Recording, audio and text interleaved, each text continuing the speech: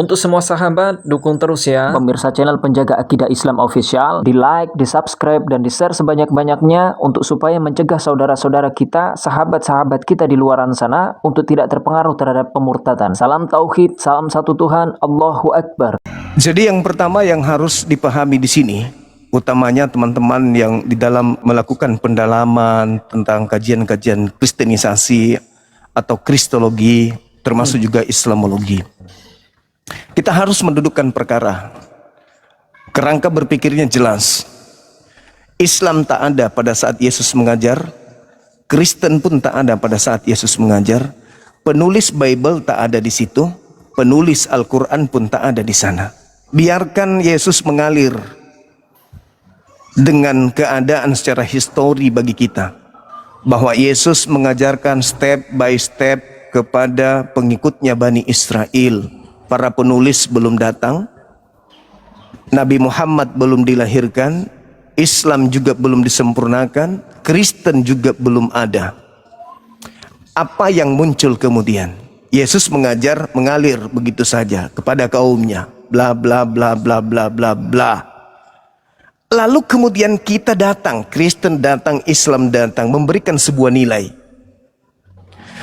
Kristen polanya mengambil catatan-catatan orang yang mengumpulkan berita-berita tentang kisah-kisah peristiwa-peristiwa yang terjadi antara Yesus dengan muridnya.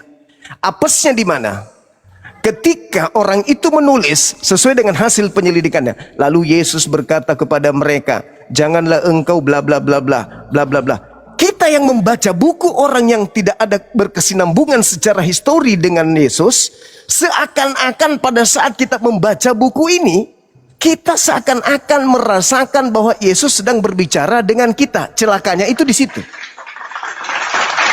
Seakan-akan Yesus, aku akan pergi ke rumah Bapa dan akan menyediakan tempat bagimu dan aku akan datang kepadamu. Kita yang membaca buku ini seakan-akan Yesus pergi untuk kita. Salahnya orang Kristen itu di situ.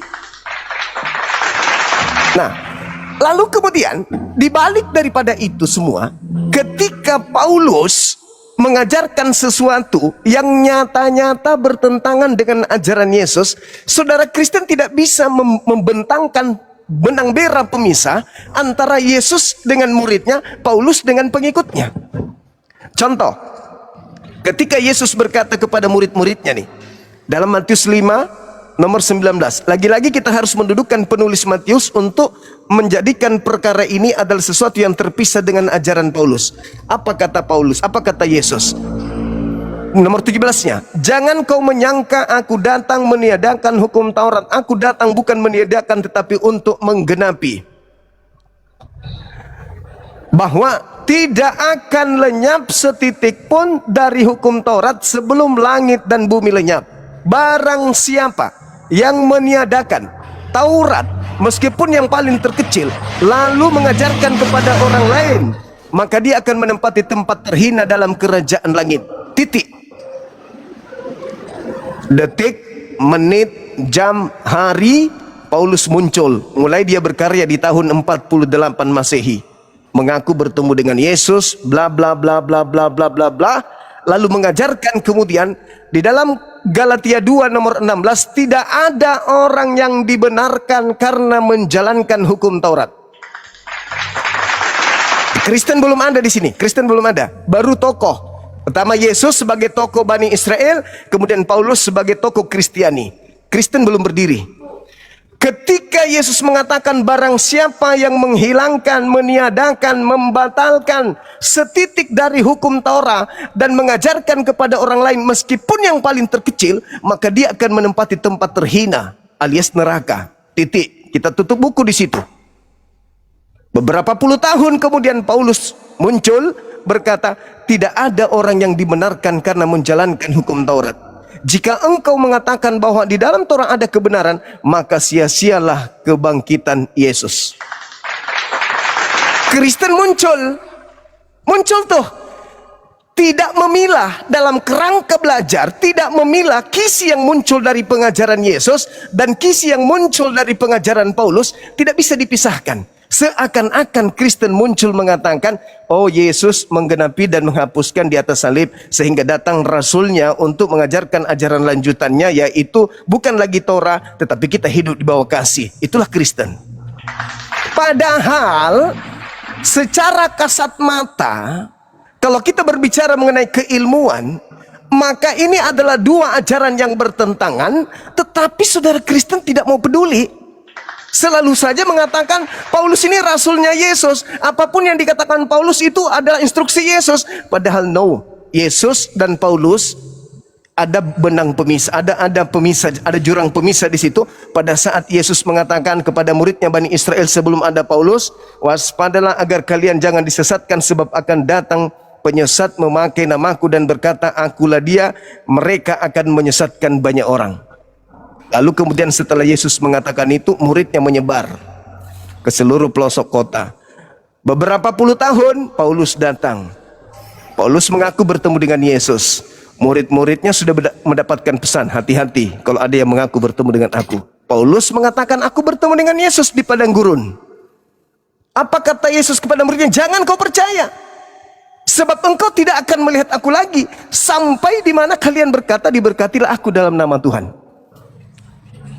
Nah, sehingga setelah kerangka ini kita susun dengan baik, nampak jelas bagi kita, Kristen ini adalah satu aliran kepercayaan yang mengambil surat Paulus dan tidak mengindahkan kemudian pernyataan-pernyataan Yesus sebagai dengan kedudukan dia sebagai guru bagi Bani Israel di zamannya. Seakan-akan Yesus memanggil Paulus, merangkul Paulus, seakan-akan Yesus datang kepada Paulus mengajarkan, mendikte sebuah pengajaran yang lahir menjadi Kristen hari ini. Padahal itu adalah dua mata rantai yang terpisah, yang dicoba untuk digabungkan mengatasnamakan Yesus. Nah, endingnya bang, makanya tidak salah ketika Matius menuliskan pada hari terakhir nanti Yesus banyak mengusir orang-orang yang memanggilnya Tuhan, bernubuat, mengusir setan, bermujizat pakai nama dia. Kenapa? Ucapan Yesusnya itu loh, aku tidak mengenal kalian. Kalian ini siapa? Pengikut Yesus atau pengikut Paulus? Gitu, itu saudara. Jadi kalau saudara bertahan, saya melihat saudara saya ini tidak mampu menunjukkan adanya oknum-oknum manusia yang menulis Bible atau apapun itu yang begitu mengaku bertemu dengan Yesus, mereka tidak berkata diberkatilah dia yang datang dalam nama Tuhan. Kesimpulan saya, Paulus mencatat bukan Yesus anak Maria. Yang beliau catat adalah makhluk asing yang memakai nama Yesus. Silakan. Ya. Kenapa Rasul Paulus tidak menyebut diberkatilah engkau ya yang datang dari nama Tuhan? Satu, kita tahu kan dia adalah ahli hukum Taurat, orang Farisi, ya kan? Yang kedua, dia tidak mengenal siapa itu Yesus. Yang ketiga, dikatakan bahwa dia adalah salah satu pelaku yang pada waktu itu mengambil surat untuk pergi membunuh orang-orang Kristen yang mengikuti Kristus pada waktu itu. Sampai dia ditangkap di salah satu jalan mau ke salah satu jalan Damaskus, ya kan? Jadi kalau memahami, kalau Bang Suma nih mau bertanya kepada saya nih, kenapa apakah Yesus yang datang itu, apakah betul-betul Yesus itu yang Tuhan yang kami yang harusnya disembah, Yesus itu adalah Tuhan? Kenapa Rasul Paulus tidak menyebut pada waktu itu diberkatilah engkau yang datang atas nama Tuhan? Seharusnya tidak masuk, karena kalau kita lihat dari konteks Paulusnya itu sendiri sebelum dia jadi pengikut Kristus, begitu Bang Suma. Iya, ada dua hal yang perlu dipahami di sini terkait Paulus. Yang pertama, ketika Yesus berbicara di dalam Lukas 21 nomor 8, waspadalah kepada penyesat yang datang kepadamu memakai namaku dan berkata akulah dia, saatnya sudah dekat, jangan kamu percaya. Nomor 12-nya, nomor 12-nya dikatakan, namun sebelum itu terjadi, terlebih dahulu kamu ditangkap, kamu dianiaya, kamu disesah, kamu dimasukkan ke dalam penjara-penjara dan diperhadapkan kepada raja-raja, imam-imam. Sebelum penyesat itu datang memakai nama aku, terlebih dahulu kamu ditangkap, dianiaya, kamu disesah, dimasukkan ke dalam rumah-rumah ibadah dan seterusnya. Berarti jelas sebelum Paulus mengaku didatangi Yesus, terlebih dahulu dia menganiaya muridnya Yesus dulu. Itu satu. Yang kedua, Anda lihat coba di dalam Matius 12, ketika Yesus berbicara tentang tanda-tanda orang-orang jahat, angkatan jahat minta satu tanda bla bla bla, dan tidak akan diberikan satu tanda apapun kepada angkatan jahat, orang jahat selain anak manusia akan keluar dari kubur sama seperti Yunus keluar dari perut ikan. Nah, di data berikutnya 43, di situ Yesus mengatakan bahwa ketika ada iblis, ada orang yang bertobat, iblis roh jahat keluar dari dirinya, roh jahatnya kemudian mencari tempat dia keluar kembali dan memanggil 7 roh jahat yang lebih jahat daripada dirinya, masuk kembali ke tubuh orang yang bertobat tadi, sehingga menyebabkan orang yang sudah bertobat tadi jauh lebih jahat dari semula. Artinya Yesus menerangkan semua ini akan ditanggung oleh angkatan jahat ini. Dengan kata lain, ada pada masa Yesus orang ngaku bertaubat, tetapi setelah bertobat justru bukannya lebih baik, malah lebih jahat. Nah sekarang kenapa saya berpikir itu Paulus? Dua indikasi sudah kuat. Kenapa saya mengatakan itu adalah Paulus? Karena seketika Paulus itu membunuh murid Yesus, menganiaya murid Yesus, beliau tidak membatalkan firman Tuhannya. Itu belum apa-apa itu. Masih membunuh, jangan kau membunuh, jangan kau membunuh. Masih itu yang dilanggar. Tetapi setelah dia mengaku bertemu dengan Yesus yang bukan manusia, dia mengatakan hukum Tuhan itu adalah tinja, sampah.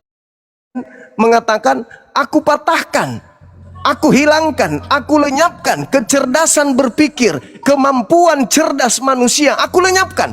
Bahkan pengetahuan Tuhan aku tawan untuk menggiring manusia kepada Kristus yang datang kepada aku. Jadi kalau manusia diajarkan mematikan akal untuk menggiring mereka kepada dogma menyembah kepada Kristus yang datang kepadanya, bahkan pengetahuan Tuhan itu ditawan, ini apa namanya? Manusia apa yang, jabatan apa yang layak disandingkan kepada manusia yang pengetahuan Tuhan, firman Tuhannya itu ditawan demi untuk menggiring manusia menuju kepada makhluk yang datang kepadanya untuk disembah. Nah ini makanya saya katakan saudara, kembali kepada pola ini, Matius 23 nomor 39, engkau tidak akan melihat aku lagi hingga engkau berkata, diberkatilah dia datang dalam nama Tuhan. Kalau Anda mengatakan Yesus tidak mengenal Paulus, Yesus tidak pernah mengenal Paulus tidak mengenal Yesus, Paulus tidak ini dan seterusnya. Justru karena itulah kita orang yang belakangan ini membaca bahwa yang datang kepada Paulus itu bukanlah Yesus anak manusia. Silakan. Saya menjawab. Dalam konteks ini, yang pertama, saya membaginya juga dari beberapa hal yang Abang Suma sampaikan. Satu, dalam ajaran Bible, setiap kalau Yesus bilang hindarilah penyesat-penyesat, ya kan? Yang akan datang. Penyesat-penyesat yang akan datang. Artinya begini, kalau Yesus menyampaikan hal itu pada waktu itu, artinya begini, bahwa pada zaman itu pun kita akan melihat konteks, bukan hanya satu orang atau dua orang. Ada ajaran-ajaran yang memang tidak sesuai dengan apa yang Yesus ajarkan. Sedangkan Yesus datang dikatakan dia adalah pemberita Injil. Injil itu adalah kabar baik, ya kan? Injil itu adalah kabar baik.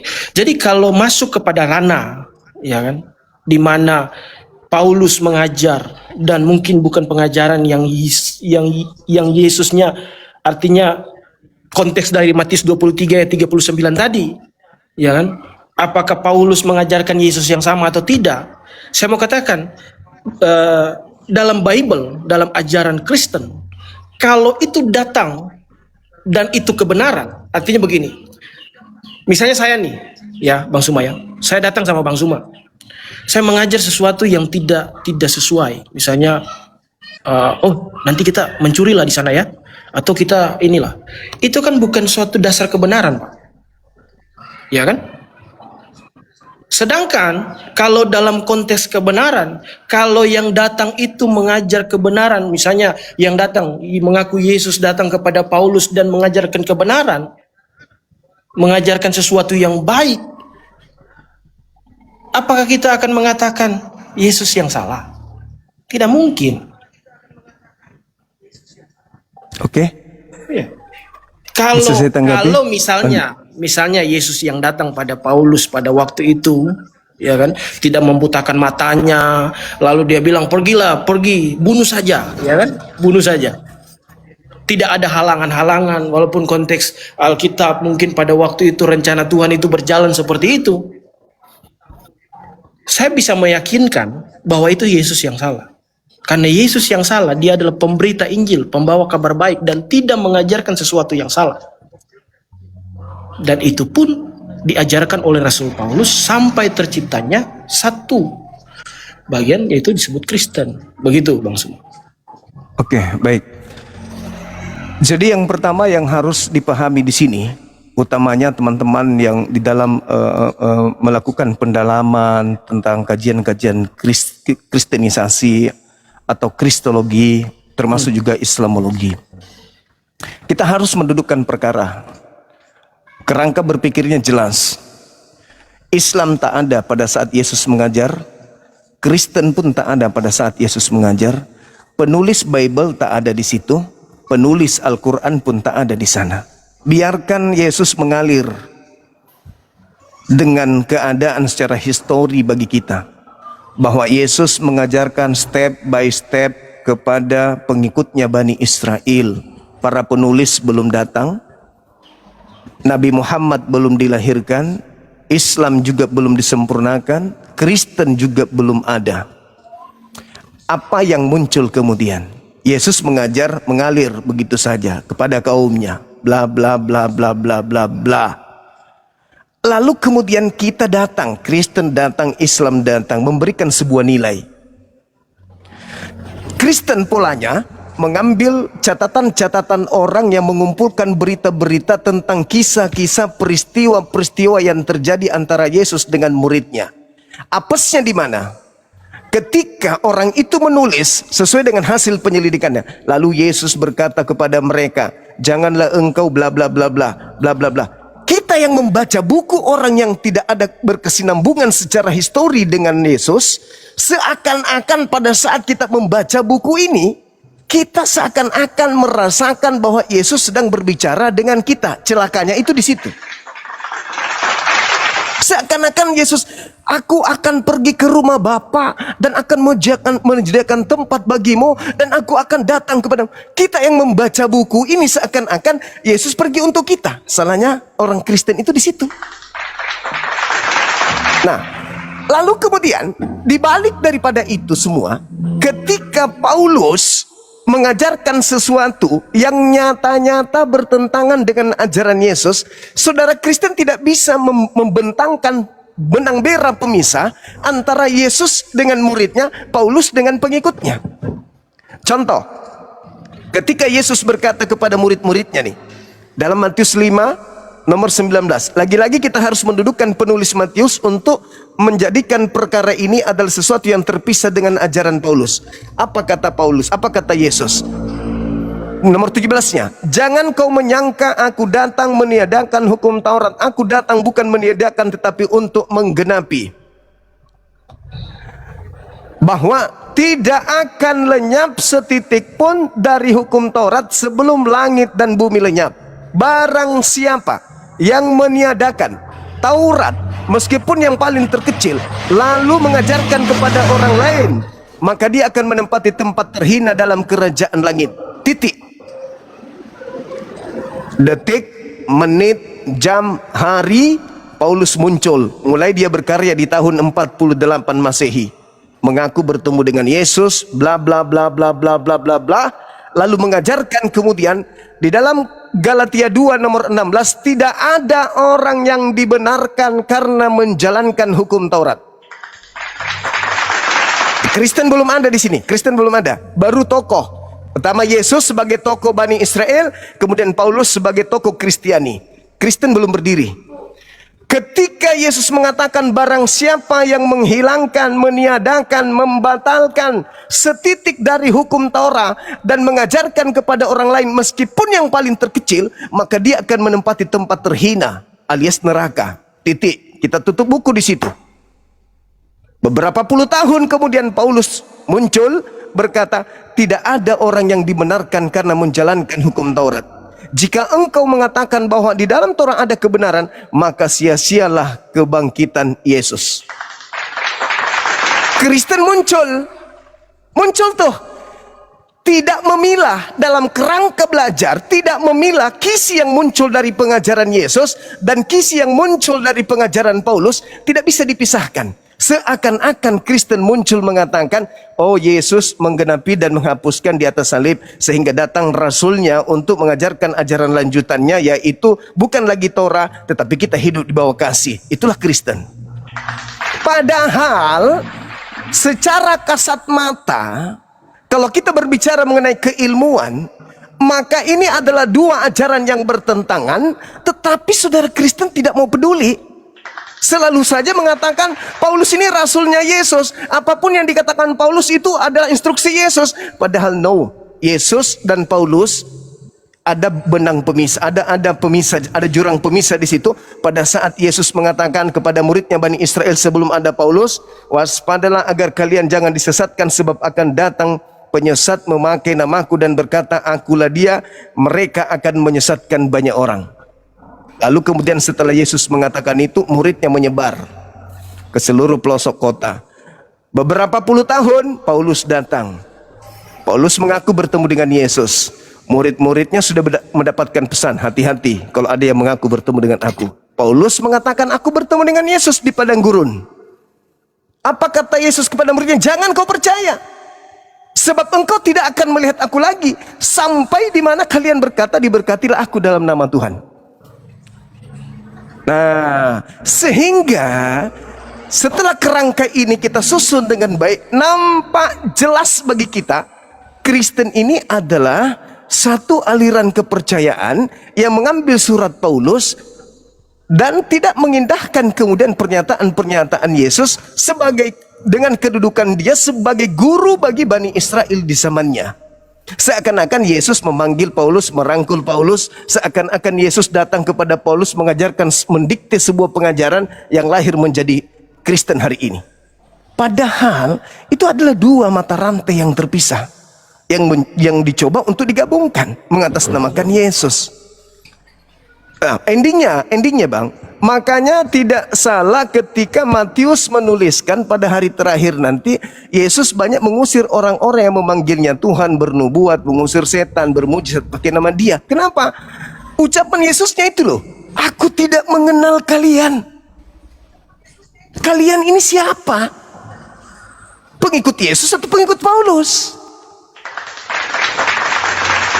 Gitu, itu saudara. Jadi kalau saudara bertahan, saya melihat saudara saya ini tidak mampu menunjukkan adanya oknum-oknum manusia yang menulis Bible atau apapun itu yang begitu mengaku bertemu dengan Yesus, mereka tidak berkata diberkatilah dia yang datang dalam nama Tuhan. Kesimpulan saya, Paulus mencatat bukan Yesus anak Maria. Yang beliau catat adalah makhluk asing yang memakai nama Yesus. Saya kira begitu. Silakan. Oke, Bang Suma, saya menyimak dengan sangat jauh. Jadi memang kalau mau dikatakan benang merahnya tidak dapat antara Yesus dengan Rasul Paulus. Sebenarnya kalau saya memahami dari Abang Suma jelaskan tadi tentang konsep terkait bahwa dikatakan di mana Yesus berkata bahwa aku tidak akan meniadakan hukum Taurat, ya kan? Sekecil apapun. Jadi kalau mau dipikir kalau dalam memahami Bible, sebenarnya begini Pak. Kalau kita mengatakan bahwa Yesus mengatakan pada waktu itu tidak akan ditiadakan, ini bicarakan nubuatan. Ini bicara nubuatan. Kenapa? Karena memang dari rencana Allah, mulai dari kejatuhan manusia sampai Yesus harus mati di atas kayu salib, pemberlakuan hukum Taurat itu berjalan sampai pada satu titik di mana Yesus mengungkapkan hal itu. Setiap hal yang terjadi, mulai daripada dia lahir sampai di mana dia harus mati di atas kayu salib, itu dinubuatkan. Di dalam perjanjian lama dinubuatkan. Jadi kalau kita mau lihat benang merahnya tidak dapat nih. Kalau Yesus dengan Rasul Paulus, pengajarannya beda. Di dalam 2 Timotius 3 ayat 16 dikatakan di sana bahwa segala sesuatu itu diilhamkan oleh Allah untuk menyatakan kesalahan, membawa orang kepada kebenaran. Jadi kalau Rasul Paulus menyampaikan ajaran yang diajarkan, mungkin dia berkata bahwa itu hanya ajaran Paulus, bukan ajaran Yesus. Pemahamannya yang mungkin agak berbeda, Pak, dari Bang Zuma. Makanya saya katakan begini, Alkitab tidak bisa misalnya gini, comot ini disandingkan dengan ini. Tidak. Alkitab itu, Bible itu menjawab dirinya sendiri. Dan itu pasti akan ada benang merahnya. Makanya saya mau katakan, kalau Abang Zuma bilang Yesus yang diajarkan atau Yesus yang disembah Rasul Paulus itu bukan anak Maria dan Yusuf. Kalau dalam penjelasan yang tadi, maka saya katakan saya ya, kalau dari saya itu Yesus yang sama. Kenapa? Karena mungkin Yesus mengatakan bahwa begini, tidak akan ditiadakan hukum Taurat satu iota atau satu titik terkecil pun. Tapi kenapa Rasul Paulus mengajarkan bukan berarti menolak hukum Tauratnya, Bang Suma. Bukan menolak hukum Tauratnya, tetapi ada ajaran-ajaran dia berkatakan begini, jangan ada satu aturan yang tidak boleh, artinya gigi ganti gigi, mata ganti mata. Misalnya kalau orang berzina harus dirajam, orang mencuri harus potong tangan, tidak berlaku lagi.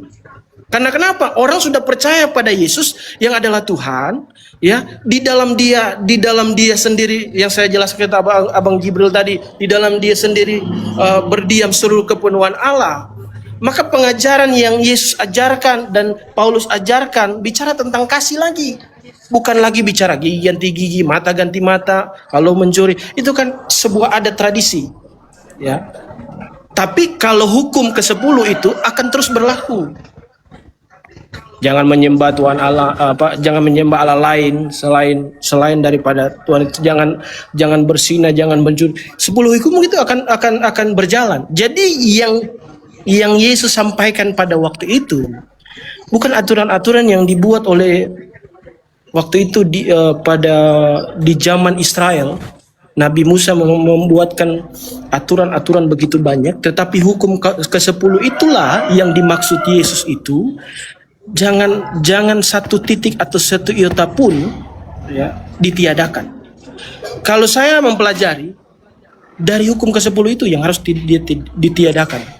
Tapi kalau hukum ada kan hukum lahiriah, ya kan? Ada kan hukum yang betul-betul yang artinya kalau dilihat dari sejarah, ya. Jadi Rasul Paulus itu tidak menentang bahwa jangan kamu lakukan hukum Taurat, tidak. Tetapi cara penekanan daripada apa yang diajarkan dalam hukum Taurat itu, makanya dia katakan gigi ganti gigi, mata ganti mata, itu sudah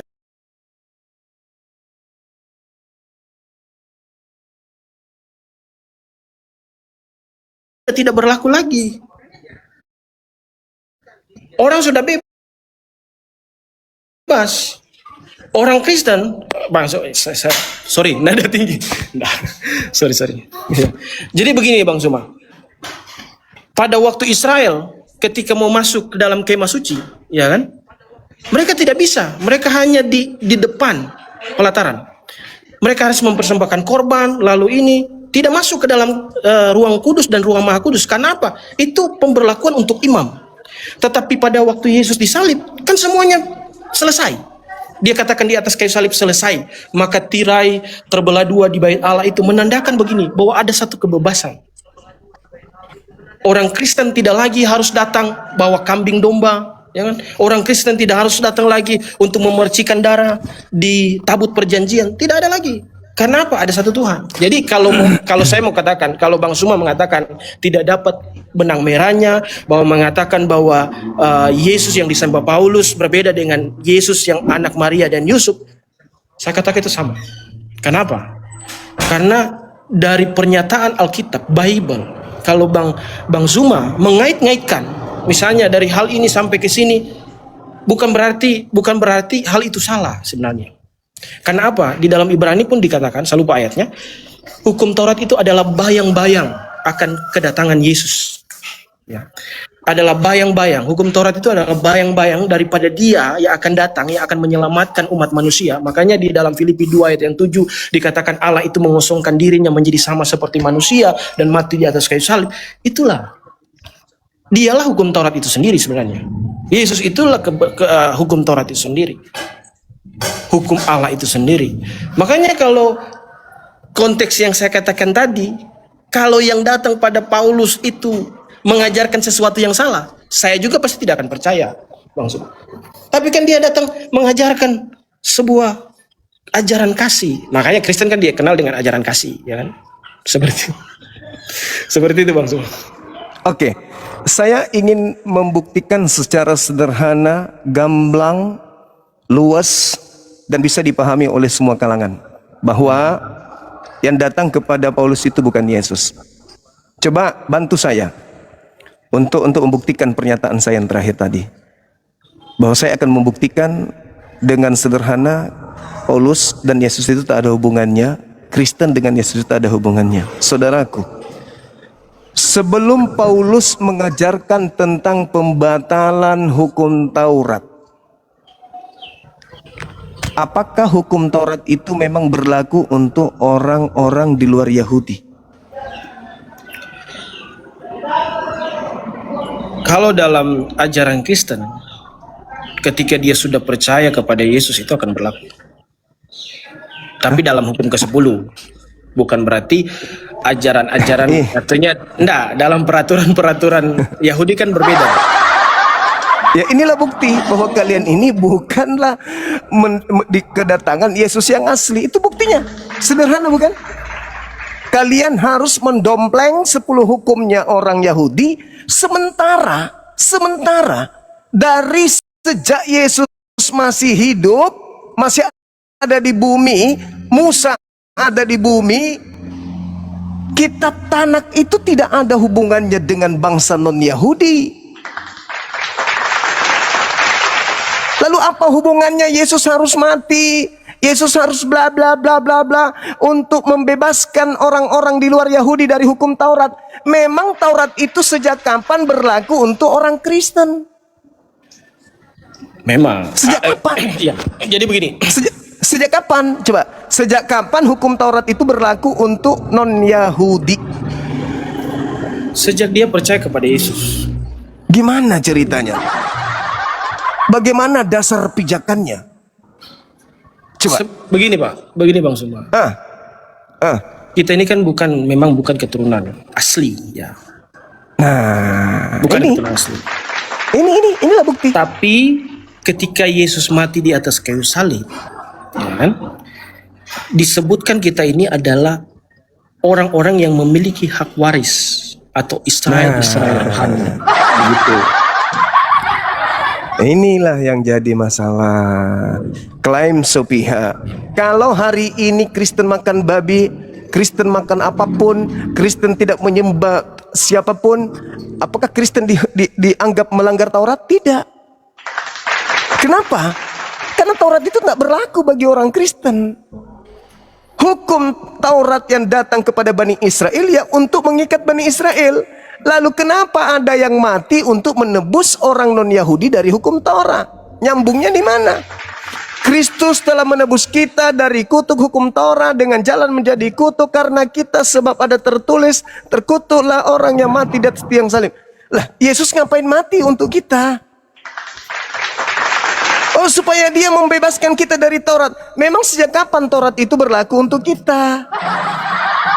Orang Kristen mau makan babi apakah terhitung dosa? Tidak. Orang Kristen mau menyembah Yesus, apakah terhitung dosa? Tidak. Orang Kristen mau masuk ke gereja hari Minggu, hari Senin, Selasa, dan seterusnya berdosa? Tidak. Apakah kemudian Kristen ketika tidak bersunat dihitung dosa? Tidak juga. Kenapa? Karena hukum Taurat itu bukan untuk orang Kristen. Yang dihitung berdosa adalah dia kepada siapa hukum itu diberikan. Orang Kristen mau hidup seperti apapun, tidak ada nabi yang diutus kepada Kristen. Tidak ada aturan dari Elohim pencipta langit dan bumi yang ditujukan kepada Kristen, itu nggak ada. Jadi, ketika Paulus mengajar, Kristus telah menebus kita dari hukum Taurat. Memang sejak kapan kita terbelenggu Taurat? Jadi begini Bang Tidak Suma. ada. Ya, Begini, silakan. Bang Suma. Kalau mau memahami seperti itu begini. Artinya kenapa sampai Kristen itu disebut Israel rohani?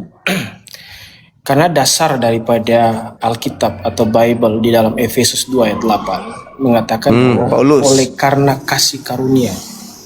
Paulus, pasti Paulus. Inilah biang keroknya itu. Makanya kenapa saya katakan, kalau dari awal saya katakan ajaran Paulus itu sesuatu yang salah, saya sendiri pun saya tidak akan mengikuti. Nah, sekarang ada apa Paulus mengikat orang non-Yahudi dengan Taurat? Di mana nyambungnya coba?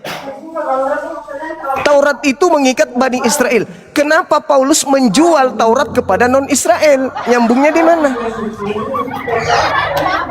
Contoh, sabar. Begini. Efesus 2:15. Dengan matinya Yesus di atas tiang salib, Yesus telah membatalkan hukum Taurat beserta segala ketetapan perintah yang ada dalamnya. Terus apa hubungannya dengan orang-orang Roma Yunani coba? Taurat masih berlaku sampai hari ini, hubungannya dengan orang Roma Yunani apa? Apa efeknya?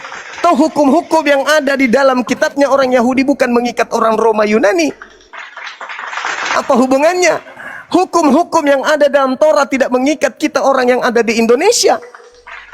Mau tetap berjalan hukum Taurat sampai langit runtuh pun tak ngepek dengan kita orang Indonesia. Karena hukum yang datang kepada mereka itu bukan untuk kita. Yeremia 31:33. Aku akan mengadakan perjanjian baru dengan Bani Israel dan Bani Yehuda, yaitu aku akan memasukkan hukum Taurat ke dalam batin setiap Bani Israel. Mazmur 147, 19-20. Hukum-hukumku yang datang kepada Yakub, aturanku yang kuberikan kepada Israel, tidak aku berikan kepada bangsa lain. Jadi, atau tidak sunat, mau sabat atau tidak sabat, apa hubungannya dengan Taurat? Makanya begini Bang Suma. Saya mengerti, tapi konteksnya begini Bang. Yang dipercaya dulu. Saya Kristen. Ya kan? Saya Kristen. Saya mempercayai Tuhan saya Yesus. Ya kan? Bible. Kalau misalnya Abang Suma bilang ngapain apa urusan daerah Indonesia, oke, nggak masalah. Tapi kan ini bicara tentang siapa yang Kristen. Anda yang Kristen. Cocok. Nah, Siapa terus? yang percaya kepada Bible? Saya percaya Anda kepada yang percaya? Bible. Ya, Oke. ya kan? Terus apa Itu lagi? kan titik temunya di situ. Kalau Nah, kita dan bilang begini, kalau misalnya saya percaya kepada Yesus yang adalah orang Yahudi, dia ada keturunan orang Yahudi, lalu dia mengajarkan tentang hukum Taurat di dalam Bible, lalu Rasul Paulus mengatakan bukan berarti hukum Taurat itu hilang, tetapi tetap ada pada ajaran orang Kristen itu sendiri. Pasti ada hubungannya atau kaitannya dengan orang mana Kristen hubungannya? itu sendiri. Di mana hubungannya Taurat dengan Kristen? Hubungannya di dalam Bible itu sendiri, Bang Suma. Ya enggak, bukan begitu caranya. Kalau Anda terpelajar, Anda pasti bisa menunjukkan data di Bible, khususnya di Perjanjian Lama, Perjanjian Baru milik Yahudi, yang menerangkan bahwa hukum-hukum Tuhan yang datang kepada Bani Israel itu mengikat bangsa lain. Itu tertulis di mana?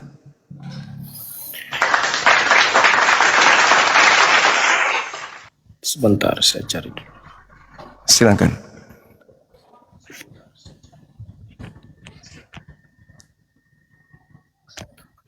Yang pertama dalam perjanjian lama bicara tentang hukum ke-10 kan. Iya, Keluaran 20. Keluaran 20 terus? ayat 17. Iya, terus? Sebentar.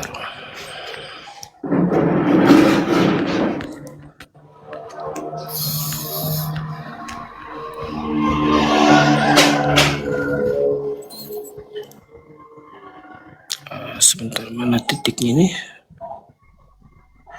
Keluaran 20 17.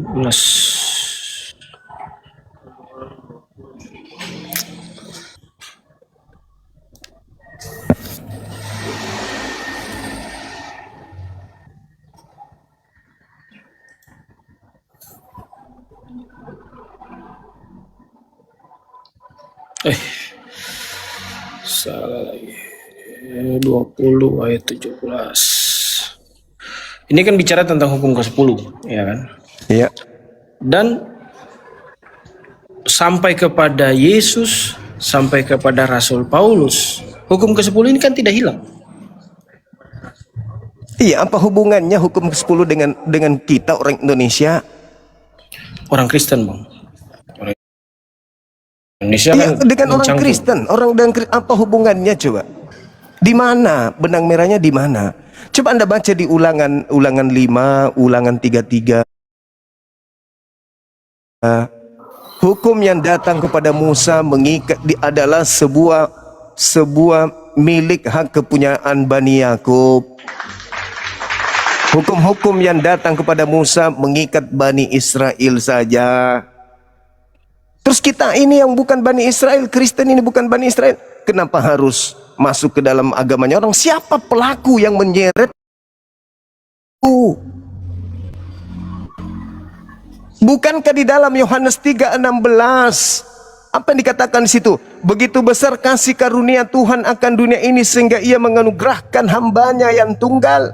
Barang siapa yang percaya kepadanya tidak binasa, melainkan memperoleh hidup yang kekal. Yang percaya kepada Yesus akan memperoleh hidup yang kekal. Nah sekarang ketika ada orang yang mengatakan di dalam catatannya, khususnya Bible, kitab kanon, mengatakan dalam Yohanes 11 misalnya, banyak orang yang percaya kepada Yesus pada saat mereka melawat kemudian Maria. Lalu kemudian mereka melaporkan kepada orang Farisi, orang imam-imam, ahli Taurat, imam kepala. Banyak orang yang percaya kepada Yesus, artinya itulah misi Yesus diutus. Orang yang percaya kepada Yesus sebelum penyaliban itu terjadi adalah orang yang memperoleh hidup yang kekal dan tidak binasa. Nah, terus kenapa ada salib? Buat apa salib itu? Buat apa salib itu? Karangan siapa salib ini? Bahwa salib adalah nebus dosa, bla bla bla bla bla bla. Siapa yang mengarang itu semua? Sedangkan Tuhan mengatakan barang siapa yang percaya kepada Yesus tidak binasa melainkan memperoleh hidup yang kekal. Ya sudah. Pertanyaannya, apakah sebelum ada penyaliban Yesus sudah ada orang yang percaya padanya? Ada. Apa yang dipercayai? Yesus adalah Mesias, Yesus adalah Rasul Tuhan, Yesus adalah utusan Tuhan untuk mengatakan firman kepada mereka. Titik. Kenapa harus dibunuh? Untuk apa dibunuh? Oh, untuk menebus dosa? No.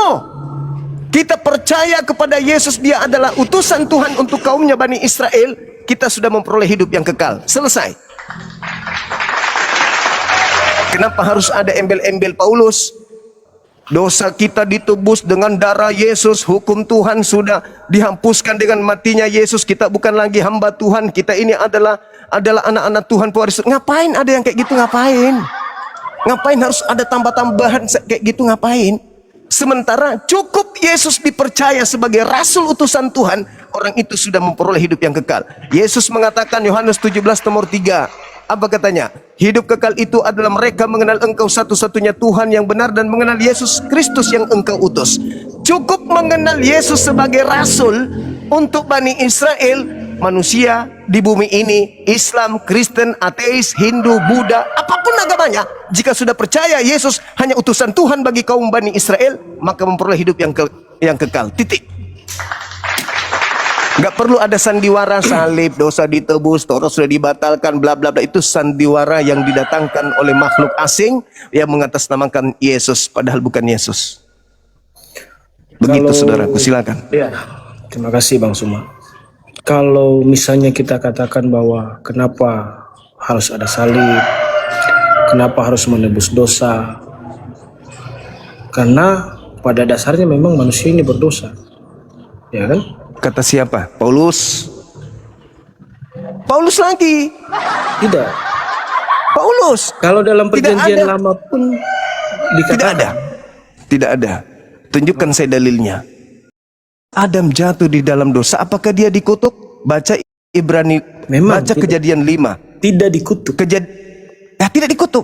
Kejadian 5 nomor 2 Anda baca. Kejadian 1 nomor 28. Adam, Hawa, anak-anaknya laki perempuan diberkati olehku. Cocok. Nah, diberkati. Terus mana Manusianya, dosanya? manusianya Mana dosanya? tidak terkutuk. Dosanya yang terkutuk. Terus mana dosa Adam? Mana Makanya dosa begini, kalau mau bilang dosa Adam, harusnya mana? mereka tidak masuk ke dalam sebuah kematian. Adam? Lah, Upah Anda dosa salah. adalah maut. Bible Itu mengatakan kata upah Paulus dosa lagi tuh. adalah maut. Kata Paulus lagi tuh. Alkitab mengatakan Iya, kata Paulus lagi upah itu. dosa Lagi-lagi Paulus. adalah maut. Nah, Kalau sekarang mau begini. Begini saudara, begini. Makanya begini saya bilang Bang Suma. Kalau Bang Suma misalnya mempelajari, makanya orang kalau mempelajari Bible, oke lah, nggak masalah. Kalau dia belajar ayat ini dengan nggak masalah. Karena tanpa ada meyakini satu, misalnya saya meyakini Al-Quran, oke, saya akan tahu makna dan pemahamannya. Tapi kan sebaliknya demikian. Alur ceritanya dengan apanya, maknanya kan tidak akan ketemu, Bang Suma. Makanya Maksudnya kalau Anda lebih makanya Anda begini, lebih tahu Bible dari saya gitu maksudnya. Karena bukan, Anda yang punya saya bukan lebih tahu Bible. Saya juga masih banyak belajar, saya mengakui. Cuman begini, Bang. Pemahaman memaknai Bible itu seperti apa? Kalau Bang Suma hanya bilang, oh ayat ini, masalah. Tapi kan ada jalur alurnya. masuk ke doktrin, harus ke doktrin gitu maksudnya. Harus ke doktrin. Ah, ini. Makanya Ini kalau doktrin dari 66 kitab yang dikanonisasi, yang dipercaya Kalau oleh orang Kristen. Kalau saya doktrin Anda ini pisang gimana? Kalau orang itu mempercayai tidak masalah. Nah, itulah disitulah Kristen. Itulah. Jadi memang nggak layak kita didiskusikan secara ilmiah. Makanya Bible itu kan tidak bisa dipahami dengan sembarang juga. Ya, itu harus doktrin doang. Harus kayak tadi ini pisang. Percaya doang. Nggak usah. Makanya Paulus mengatakan, aku melenyapkan kecerdasan. Kecerdasan yang dilenyapkan. Kami Kristen, Bang, bukan berbicara bilang begini. Oh, kita percaya doang. Enggak. Bukan hanya iman saja. Lalu Kita selain iman itu, bukan juga mengerjakan. Artinya begini, sebuah penebusan yang dilakukan oleh Yesus di atas kayu salib bukan berarti oleh karena penebusan atau karya salib itu sendiri kita sudah selamat. Enggak. lalu Kan ada hal yang harus dilakukan juga. Bukan berarti Apa itu? usaha saya. Artinya begini, bukan berarti saya berusaha, karena memang seperti ayat yang saya katakan tadi, Efesus 2 ayat 8 toh, karena kasih karunia nih saya diselamatkan nih, ya toh. Jadi memang karena saya bukan orang Israel, seharusnya orang Israel yang diselamatkan, orang Yahudi yang harus diselamatkan, cuman karena mereka tidak percaya sehingga saya menerima selamat. Itulah dasar kasih karunia. oke, baik, saya terima. Coba Anda narasikan di saya berdasarkan data Paulus in the gang mengajar rabi-rabi Yahudi penatua untuk mengakui Yesus Mesias datang ke bumi untuk menebus dosa-dosa bangsa Israel. Di mana Paulus pernah mengajarkan itu, sebagaimana lancarnya agresi pengajaran Paulus kepada orang Roma Yunani dan diterima dirangkul. Di mana Paulus mengajarkan kepada rabi-rabi Yahudi, imam-imam kepala untuk mengatakan dan mempercayai Yesus itu datang mati di atas tiang salib untuk nebus dosa-dosa mereka. Itu di mana Paulus lakukan? Kalau dalam Bible sendiri tidak banyak, artinya bahwa Ada. kalau di dalam Bible itu Rasul Paulus lebih banyak mengajar kepada jemaat-jemaat. Ya, jemaat apa ini? Jemaat mana ini? Yahudi. Jadi Anda salah kalau Anda mengatakan orang Yahudi tidak percaya, karena Paulus tidak pernah mengajarkan orang Yahudi untuk menjadi orang Kristen. Maksudnya maksudnya orang Yahudi pada saat itu tidak percaya kalau Yesus itu Mesias. Sedangkan yang Anda maksud di sini, keselamatan ada di Kristen. Setelah datang kepada Yahudi, mereka tidak percaya, maka selamatlah Kristen ini. Permasalahannya sekarang, siapa tokoh dari Kristen yang datang mengobrak-abrik orang Yahudi untuk mengajarkan mereka menjadi Kristen? Siapa? Ada?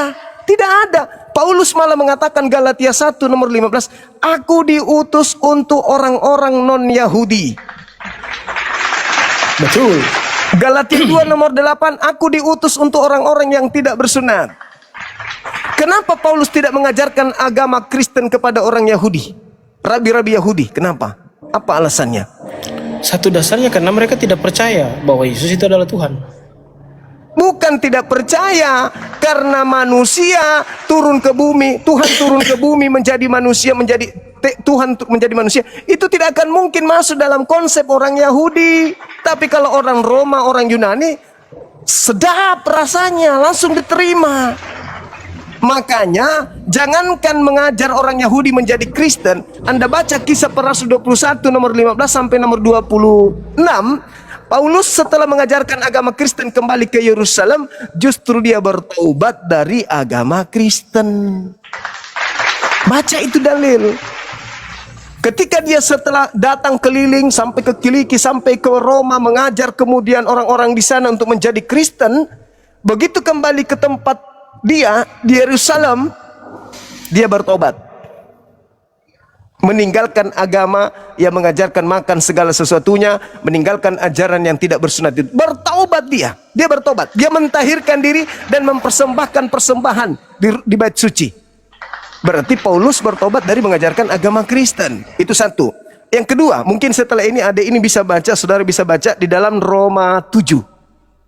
Anda baca di Roma 7, di situ datanya sampai nomor 48. Bagaimana Paulus mengatakan bahwa di dalam tubuh Paulus itu ada dua yang bekerja di dalam tubuhnya. Yang pertama adalah akal, firman Tuhan. Yang kedua adalah kuasa dosa. Jadi kuasa Tuhan dan kuasa dosa bekerja di dalam diri Paulus. Dan yang menguasai sehingga Paulus bekerja menjadi rasul bukan hukum Tuhan, tetapi hukum dosa. Jadi hukum dosalah yang membuat Paulus mendirikan sekte yang disebut Nasorios. Coba saudara habis ini baca Roma 7. Paulus mengatakan bahwa apa yang dilakukan oleh tubuhku adalah perbuatan-perbuatan yang aku tidak sukai, yaitu perbuatan jahat. Tetapi aku tak berkuasa untuk menahan diriku melakukan hukum-hukum tersebut. Maka yang aku lakukan adalah perbuatan-perbuatan tubuh, di mana perbuatan tubuh itu adalah perbuatan hukum dosa. Makanya perbuatan tubuh semua boleh dimakan, semua boleh diminum, apapun itu jangan lagi tunduk kepada hukum Tuhan. Kita bukan lagi, itu perbuatan-perbuatan tubuh. Tetapi menurut akalnya, apa yang sedang dilakukan itu adalah salah. Tetapi mau tidak mau di dalam dirinya ada iblis yang menggoco dia, sehingga dia harus melakukan itu, yaitu mendirikan agama Kristen ini. Mungkin agak berat untuk Anda terima, tapi silakan Anda baca Roma 7 sampai data nomor 48, satu bab, satu perikop. Di situ Anda akan melihat dari mana Kristen ini bertumbuh. Dari Paulus. Di dalam diri Paulus ada dua hukum, hukum Tuhan dan hukum dosa. Hukum Tuhan Taurat, hukum dosa selain Taurat. Nah, itu dia. Oke, Bang Silakan, Suman. Bung. Oke, sip. Saya sudah Terima kasih Bang Suma sudah menaikkan. Sama-sama saudara. Siap. Kapan-kapan saya naik lagi. Nanti saya coba. Baik, baik. Terima kasih. Assalamualaikum. Makasih. Ya. Waalaikum saudara, makasih. Nah, inilah contoh orang Kristen yang baik di dalam berdiskusi. Bisa terjadi diskusi itu elegan, bisa kita berkeras dalam berargumen, tapi berdata dan mengakui kelemahan dan kesalahan. Jangan ngotot, karena semakin ngotot semakin menandakan Anda tidak berilmu. Semakin Anda bersikeras, semakin ngotot, maka Anda semakin kelihatan Anda nggak belajar Bible. Saya 24 jam boleh dibilang makanan saya Bible. Jadi kalau ada yang mengatakan Bible itu tidak bisa dimaknai cuman ayat, lalu saya harus gimana? Doktrin. Dia mengakui, saudara kita mengakui betul. Di Kristen itu harus diperkuat dengan doktrin. Selesai. Bahkan saya katakan kalau ini saya doktrin Anda ini adalah pisang, apa kata beliau? Iya, itu adalah pisang. Udah, selesai.